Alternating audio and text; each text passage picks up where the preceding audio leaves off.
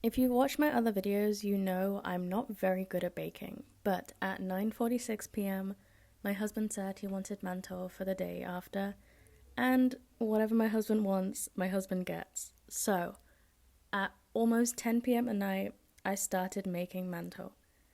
By the way, I only learnt how to make it the day before. This was my second time ever making it. I sped up this video because I don't think any of you want to sit and watch me mix dough for about an hour, but trust me when I say this took forever. However, it wasn't as difficult as I thought it would be. I made a video a while ago saying that I found Chinese cooking relatively easy, and I think some people took that as an insult, which it absolutely isn't.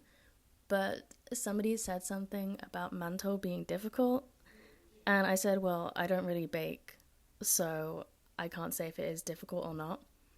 But when I made this, I remember that comment. It's much less difficult than I thought it would be. It wasn't easy, but it's more time consuming than anything.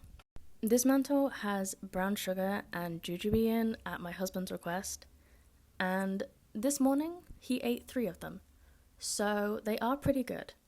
I also made some black sesame mantou, which I prefer because I love black sesame, but I was very happy with how this turned out.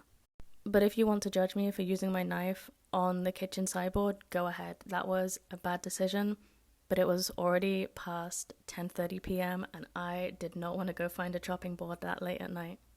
Then came the easiest part where I just had to let the dough rise, and I think that took about half an hour before I started steaming them.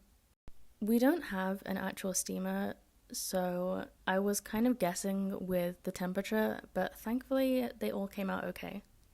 In total, steaming all of the mantou took me about 80 minutes, which obviously it's not difficult to do, but it took much longer than I thought it would. However, I was very happy with the outcome. Like I said, this was my second time ever making mantou, so I didn't have high hopes, and it could have been so much worse, but they came out nice and fluffy and soft, and I tried some and the taste was really good. You can obviously see how happy I am with myself because I am not a natural baker. In total, they took me almost 3 hours to do, and I was exhausted, but it was 100% worth it.